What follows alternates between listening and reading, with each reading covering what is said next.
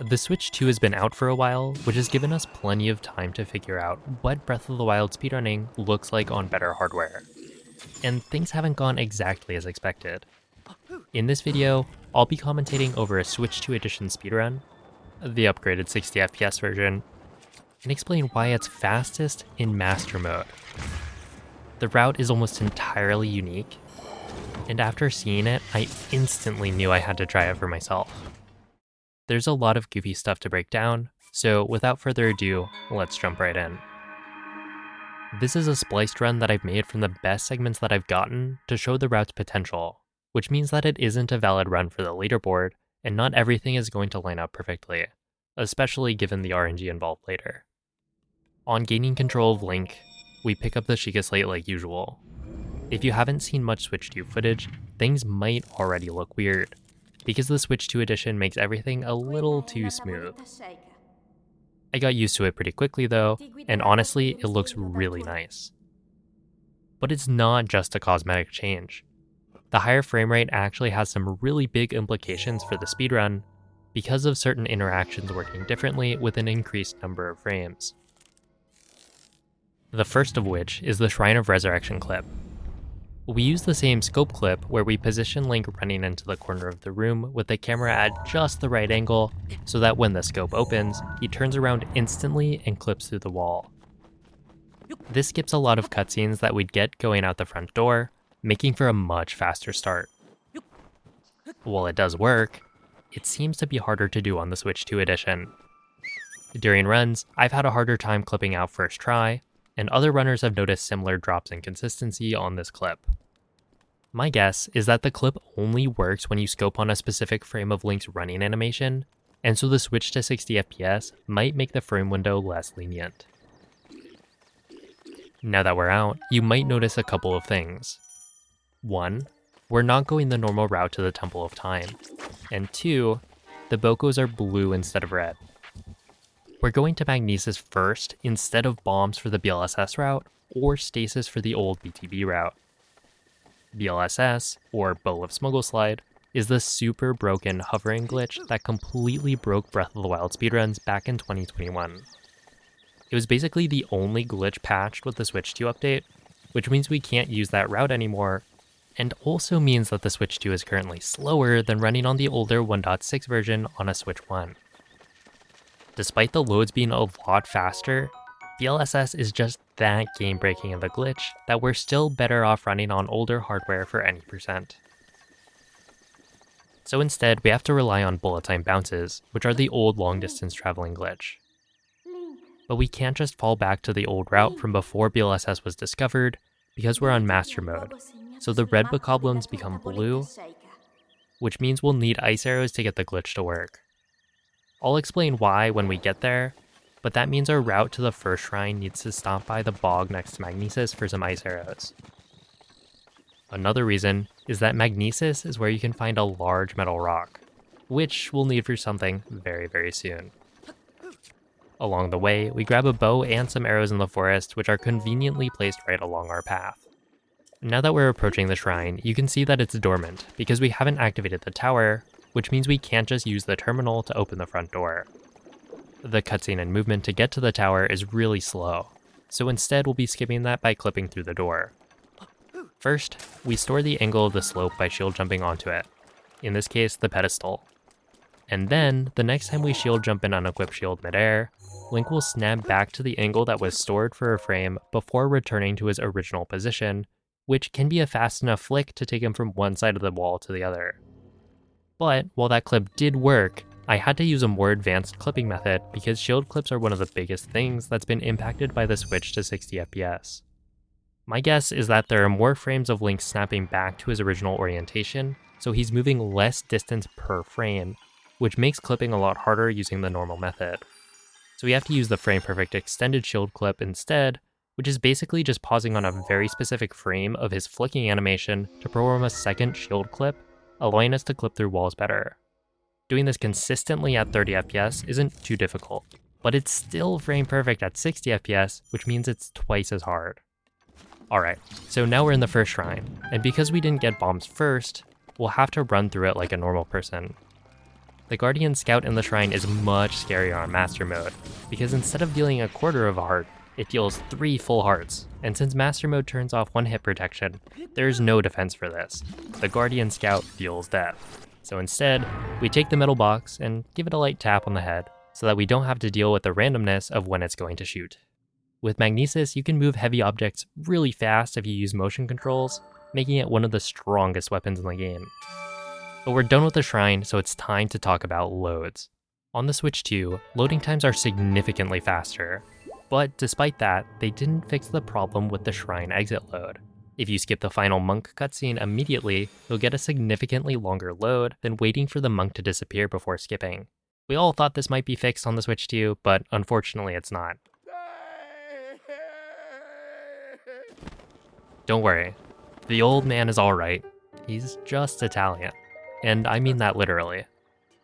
I didn't get to talk about this in my last commentated any % speedrun, since it's a somewhat recent discovery, but nowadays, any % speedruns use Italian voice acting with French text, because after nearly 8 years, we found out that the Dark Beast fight varies in length based solely on voice language, and Italian is the fastest option that doesn't also lose extra time on Plateau. So, since Breath of the Wild has a setting on the title screen to change voice language, we can do that to save around 1 extra second. But now it's time for the most exciting part of the run. One of the less obvious changes they made in Master Mode is that there's now a lionel on the Great Plateau. And we're gonna kill it, because it has really strong equipment that'll help speed up the endgame a lot. But since there aren't a lot of strong weapons accessible this early on, our weapon of choice is this giant metal boulder. I'm not going to elaborate any further, as I think it's best to leave it as a surprise. Pushing the boulder isn't the most optimal thing ever, but it also isn't that slow, and killing the lionel as early in the run as possible is important for our sanity, because the drops are RNG, and we're looking for a specific modifier. Normally, a white lionel wouldn't drop weapons with modifiers, but this one is special. That being said, the chances are quite low for a 5-shot bow, I guess only 25%, and since we're relying on the 5-shot bow to maximize our damage, we reset if we don't get it. So if we're not pushing the boulder, then we're pushing the RNG reset point, which would dramatically increase the amount of time it takes to get a viable run. And as much as speedrunning is a Sisyphean task, I'd rather limit my boulder pushing days as much as is reasonable.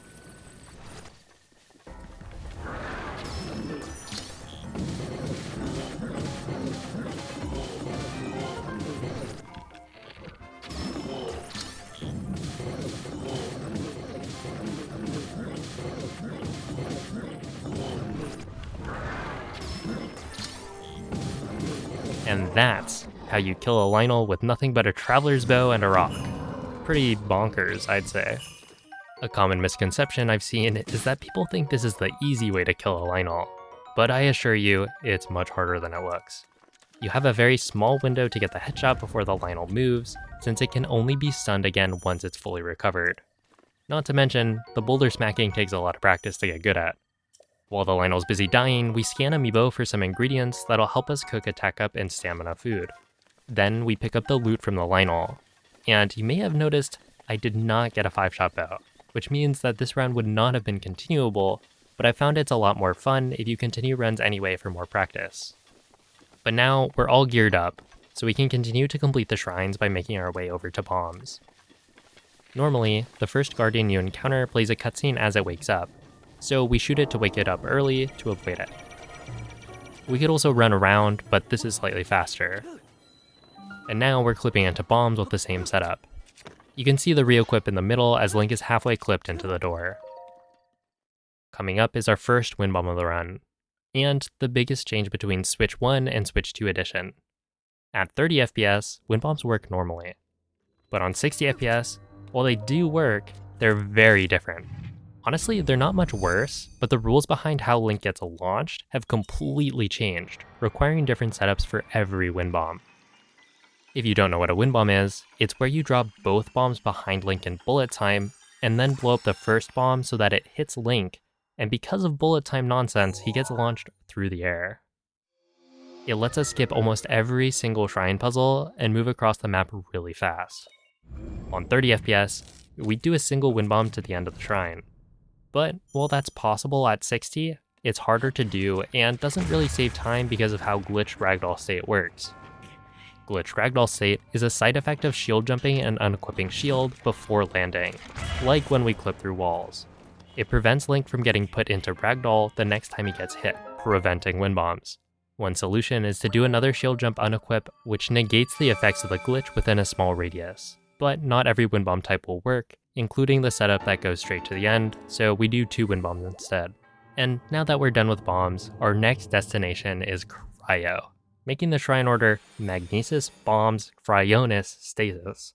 I told you, this is a very unique speedrun. Once we're out of the shrine, we immediately wind bomb off of the Great Plateau, which wouldn't make any sense, except that there are 2 void out zones off of Plateau. The close one puts you where you were last standing, and the farther one puts you outside of the Shrine of Resurrection. This is probably a failsafe in case the player gets themselves in a bad spot where they wouldn't be able to recover from, which is great for us since we're way closer to cryo. To get to the shrine, we'll be using the first bullet time bounce of the run, and the setup is so cool. By running along a specific path, we alert the Boko such that we'll be spotted at the exact same location every time. Then we freeze the first one and line up our shield jump to land on the Boko's back without breaking the ice, giving us plenty of time to do the shield spin to break the ice and initiate the bounce. The lower on the back we spin, the lower the launch angle. The reason BTBs work is a miscalculation. Bullet time slows most things down by 20 times, but the interaction of Link shield jumping onto a ragdolling enemy isn't properly calculated, so we end up getting a 20 times multiplier to Link's speed, giving us the most glorious glitch in the game. And the reason we need ice arrows is because most enemies don't ragdoll from Link shield jumping onto them unless they're frozen, with the exception being red bokoblins. Inside the shrine, we'll be wind bombing, but with how Switch 2 wind bombs work, we can complete the shrine even faster than before. But first, we have to pick up the ability, because despite cryonis being literally useless for this run, it's a requirement for completing the shrine. The Switch 2 may have improved load times, but we've still got a few cutscenes left to sit through. To get to the end, we can perform a running square first wind bomb, which generally gives a lot of height and almost no horizontal distance, making it perfect for flying straight to the monk. This kind of wind bomb is a lot stronger on 60 FPS, making it usable without fully clearing the glitched ragdoll state, which isn't consistently the case on 30, and so this shrine is actually faster than before. For our final shrine, we're headed to stasis. We went to cryo third because there isn't a super good way to make it from bombs to stasis anymore, and once you make it to cryo, there's a pretty fast BTB to stasis, which leaves us closer to our final destination of the Temple of Time. So while the route looks unintuitive, it works out in the end.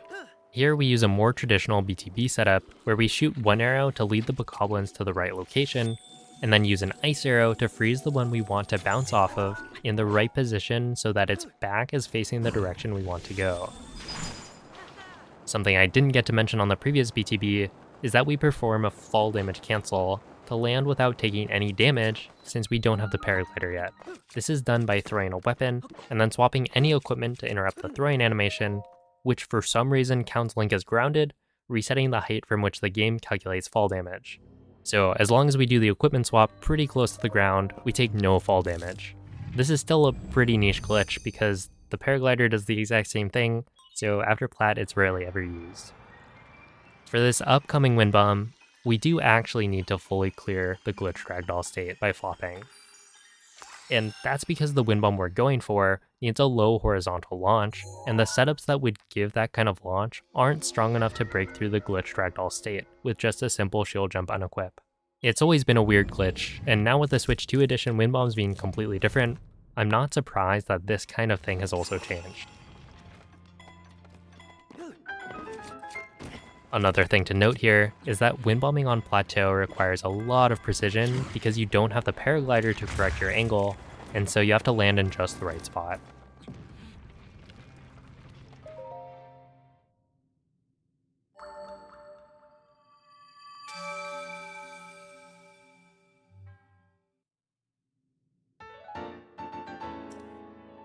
Alright, now that we've completed the 4 shrines, we can finally make our way to the Temple of Time.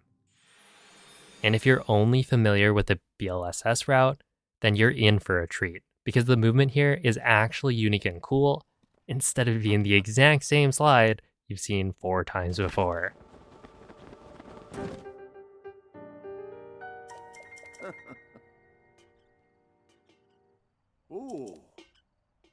Once the old man is done yapping, we stasis the boulder as early as possible and use the crusher to charge it up to max. Then we aim it towards the Temple of Time with an arrow and hop onto the side to catch a ride. But a stasis launch doesn't quite make it far enough to land on the roof. So we have to follow it up with what I can only describe as the greatest wind bomb I've ever had the pleasure of finding. The nice thing about Switch 2 Edition wind bombs is that they give you a lot of speed and not a lot of height if you do the inputs as fast as possible. So it works out perfectly to consistently land Link right inside the temple. That being said, it is difficult to do because the frame window for the bomb placement and whatnot is not lenient at all. But the way the timing is set up, it's also feasible for full game runs. But now we finally have the paraglider setting us free into the vast open world of Hyrule. But our sights are set on the castle, and our prep from earlier will finally pay off. A normal mode run typically grabs a bunch of powerful weapons from inside the castle in order to most efficiently deal with the boss rush. But because we killed the Lionel, our weapons are stronger than anything available within castle, so we can mostly just skip to the sanctum. But first we actually need to get there, which means we're doing one last BTB. And this is one of the most noticeable differences between Switch 1 Edition NA% and Switch 2 Edition NA%. We freeze the Bokoblin like normal, but instead of gliding all the way to the castle like we would on 60 FPS, I have to spam open and close the glider to preserve all the speed I can, because for some reason, Link's speed decays while in the glider much more quickly at 60 FPS. So while most BTBs get a nice initial launch that looks pretty similar to what you'd get on a Switch 1, we just can't carry it all the way. But we don't actually need to, because conveniently, there's a cooking pot in Castletown that we need to stop by to cook our attack up and stamina meal. The attack up gives us a 1.5 times damage multiplier, and the stamina meal is for a secret tech for dealing with Calamity ganon. And now that we're stocked up, we can wind bomb the rest of the way to castle. On the way, we need to stop by a couple of chests for ancient arrows, since these are incredibly powerful coming off of a 5-shot Lionel bow. The old Master Mode BLSS route would grab a single 5 ancient arrow chest at the top of castle while waiting for things to load in, but since we're coming from lower down, it's faster to get the 3 from the balcony, and then make a stop at the second gatehouse to turn 1 ancient arrow into 3. Pretty good trade deal, IMO. Which also means that we end up killing not just 1 Lionel, but 2. But that's the final thing we need before we can begin the boss fights.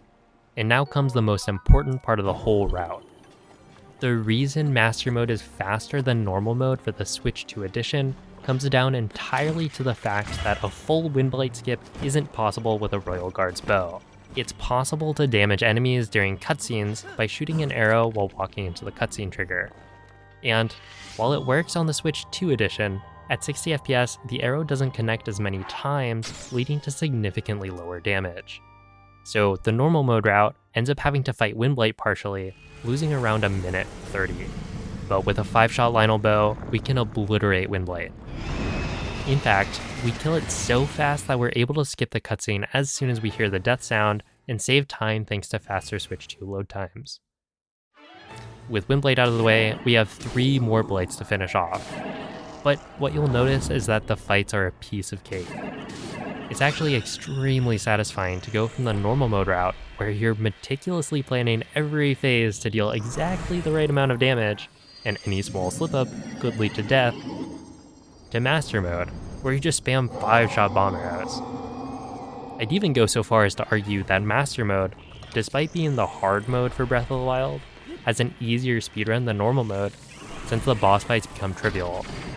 So while you normally have to spend a long time failing Blights and Calamity over and over, really, you just have to learn how to kill the Lionel and deal with horrendous RNG. The Blights are a little bit more interesting than just spamming headshots with a 5-shot bow though, since we want to maximize the damage of every shot, which means trying to make sure we can consistently hit as many headshots as possible.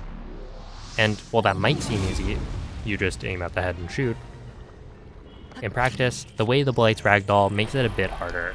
If you immediately go for a headshot, the Blight will get knocked down, and most of the arrows will actually miss the headshots.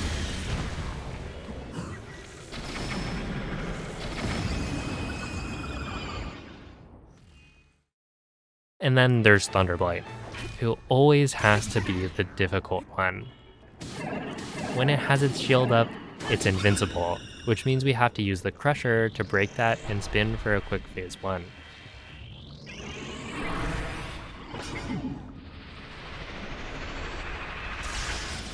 During phase 2, we actually avoid having to break Thunderblight's shield by first magnesising the pillar to knock the Blight down. And by this point, we've dealt enough damage that we can deal the rest with our trusty 5-shot bow.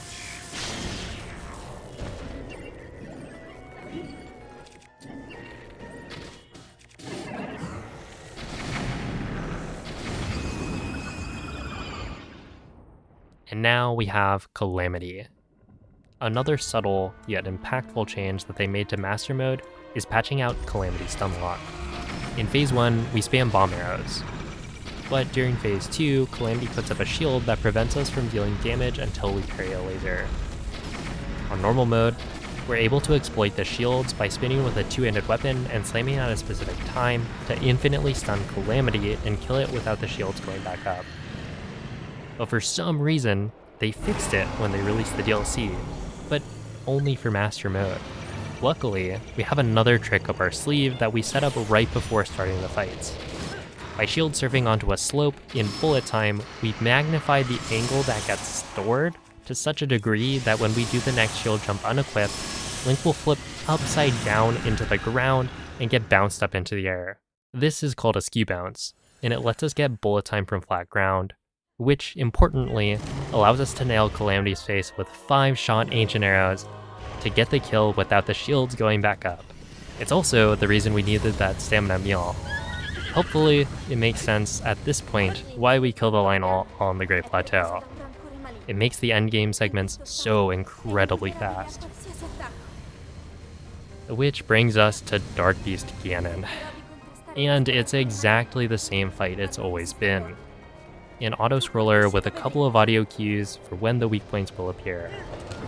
The load times on Switch 2 are finally consistent, so the final time of the run is basically already decided once you hit the final shot on Calamity. The only thing I want to mention is that the Italian voice acting that we chose at the beginning is finally coming into play, but you won't really be able to see the difference. Just know that after we shoot the belly weak point, the final eye opens around 1 second faster than if we were playing with French voice acting. Before I wrap things up though, I'd like to give a huge shout out to Huiwen Guge for pioneering a lot of the Switch 2 speedrunning routes and strats. I only gave Master Mode a try because I saw one of his runs and was shocked by how different the route looked. I wouldn't have expected the Switch 2 edition to be capable of a 23-minute any percent, nor did I think that it would end up being so fun to run. But that's the whole point of speedrunning. Pushing games to their limits, and proving people wrong when they say things like, "This minute barrier will never be broken." But jokes aside, thank you all for watching, and if you enjoyed the video, then consider leaving a like or subscribing, and I'll see you in the next video.